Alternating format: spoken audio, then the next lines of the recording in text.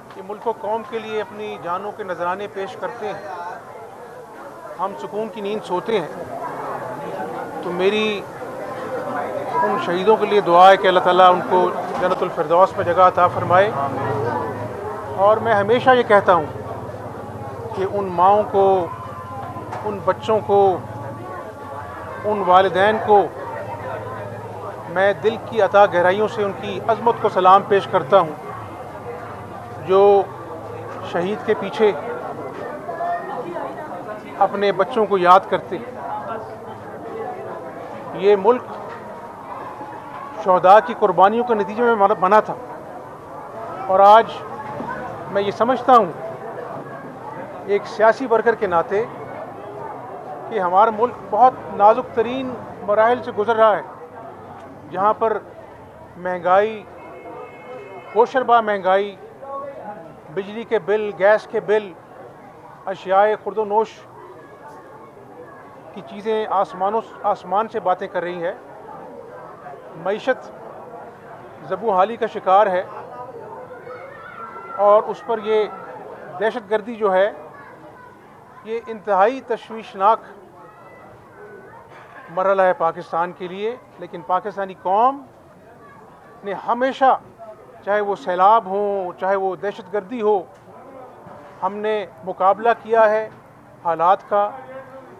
जिस तरह ज़रबुल अज़म और रद्दुल फसाद में हमारी अफवाज पाकिस्तान ने इस मुल्क को अमन का गहवारा बनाया, और मुझे अब भी यकीन कामिल है, अल्लाह ताला पर भरोसा है कि इंशाअल्लाह पाकिस्तान अमन का गहवारा बनेगा और इंशाअल्लाह मोहम्मद नवाज़ शरीफ की क़यादत में दोबारा से मईशत को ठीक करेंगे, मुल्क के हालात को ठीक करेंगे, दिन रात मेहनत करेंगे। और आज जो गरीबों का जो मसला है, महंगाई और बेरोज़गारी, उसको अव्वलीन तरजीह देंगे इंशाअल्लाह। ये बताइएगा कि इस वक्त जो सूरत हाल है, जो गरीबों के लिए पैकेजेस मुतारफ करवाए थे, क्या आइंदा भी अगर आपकी हुकूमत आती है तो उस हवाले से आपकी क्या तैयारी होगी? रिलीफ के हवाले से क्या कहेंगे आप? मेरा ख्याल है कि हमने 200 अरब की आटे पे सब्सिडी दी थी और पूरे पंजाब की 12 करोड़ आवाम को जो है वो आटा सस्ते दामों दिया था।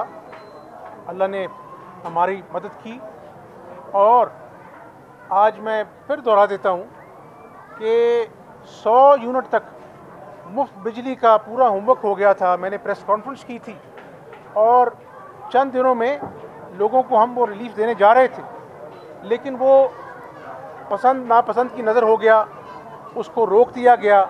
आज इस दौर में अगर 100 यूनिट आम आदमी को पूरे पंजाब में मुफ्त मिल रहा होता तो आप महसूस कर सकते हैं कि कितना बड़ा उसके लिए रिलीफ होता। इन्होंने कैंसर की दवाइयाँ लोगों पर बंद कर दी मुफ्त। हमने अल्लाह के फजल से आकर कैंसर की और आम दवाइयाँ पूरे पंजाब के अजला में मुफ्त की।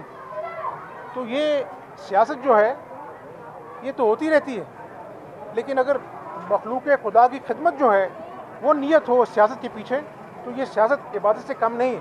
तो इंशाअल्लाह अगर अल्लाह ताला ने दोबारा मौका दिया तो पाकिस्तान मुस्लिम लीग नून नवाज शरीफ साहब की क़यादत में लोगों को भरपूर रिलीफ देने के लिए पूरी काविश करेगी। अच्छा साहब, ये बताइएगा कि सूरत हाल है आलमी दुनिया की, इसराइल बमबारी कर रहा है फ़लस्तीन के ऊपर और तकरीबन 9000 के करीब शहीद हो चुके हैं, बच्चे, ख़वातीन और नौजवान।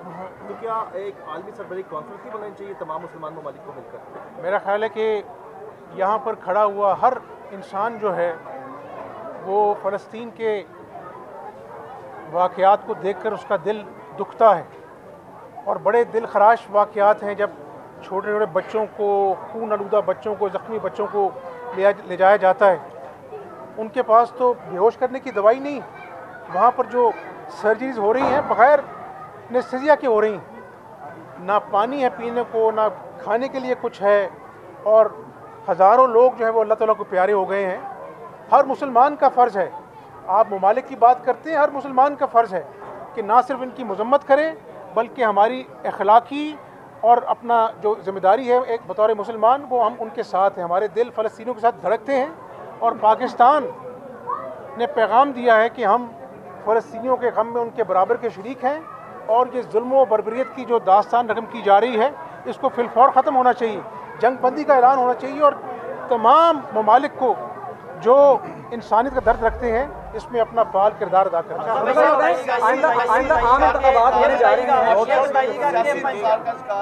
इसमें मुस्लिम लीग नून क्या लाइन लेने जा रही है कि कम से कम जो सियासत में बढ़ती हुई नफरत है उसको ख़त्म किया जा सके? मेरा ख्याल है कि वक्त की ज़रूरत है।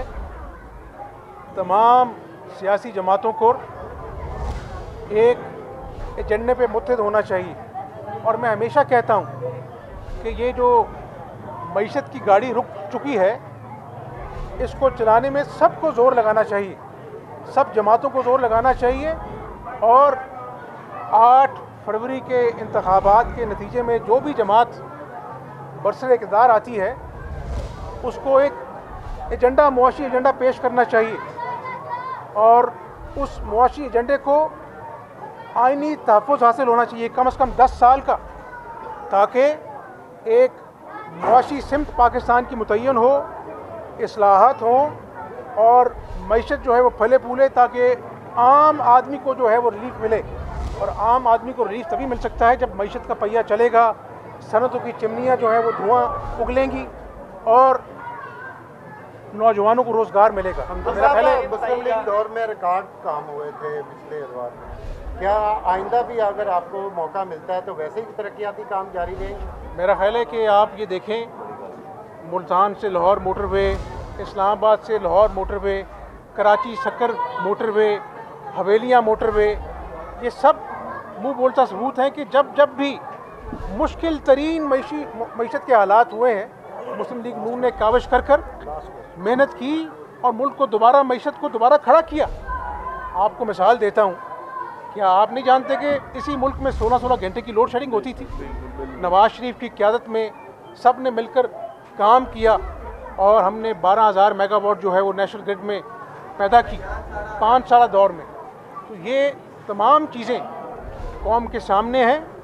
मुस्लिम लीग नून का एक ट्रैक रिकॉर्ड है, जब हमने हुकूमत छोड़ी उस वक़्त करीबन 6% ग्रोथ रेट था और हमें जो वैसे में जो ग्रोथ रेट मिला था वो तकरीबन 2 समथिंग था। तो मैं समझता हूँ कि अल्लाह के फजल व करम से मुस्लिम लीग नून का तजुर्बा है, एक ट्रैक रिकॉर्ड है, अल्लाह ने मौका दिया तो दोबारा इस मुल्क को कायद-ए-आज़म का खुशहाल पाकिस्तान बनाने के लिए पूरी काविश करेंगे।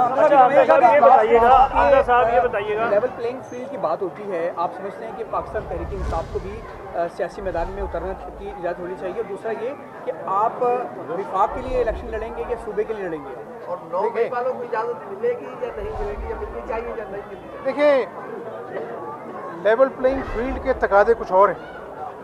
आपको याद होगा जब मुस्लिम लीग नून 2018 के इंतखाबात में आई थी, उस वक़्त नवाज शरीफ साहब लंदन से वापस आए थे और उस वक़्त वो जेल में थे पाबंद सलासिल से, और वक्त ने साबित किया कि उनके जो केस बने थे, चाहे वो नवाज शरीफ साहब हैं, चाहे वो शहबाज शरीफ साहब हैं और दीगर जो कायदीन हैं मुस्लिम लीग नून के, एक एक कर अल्लाह के फजल व करम से वो केस झूठे साबित हुए।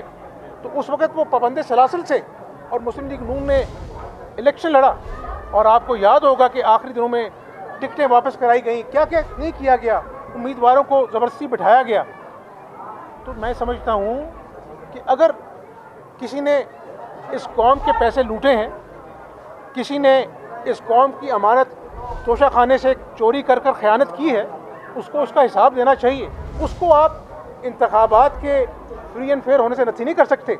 हाँ, सियासी जमातें, उनका हक़ है, तमाम जमातों को हक़ है कि वो सियासी मैदान में अपना किरदार अदा करें और फिर जिसको पाकिस्तानी अवाम जो है वो मैंडेट दें, वो हुकूमत में। साहब के केसेस का फैसला हो जाएगा आप समझते हैं 8 फरवरी से पहले? मैं कोई जज नहीं हूँ, मुझे उम्मीद है कि नवाज शरीफ साहब के ख़िलाफ़ केसेस जो हैं वो झूठे हैं, इंतकामी कार्रवाई है। अल्लाह ताला ने चाहा तो हम सुरखरू होंगे। छोटा सा सवाल ये है कि पाकिस्तान मुस्लिम लीग नून के कायद ने ये कहा है।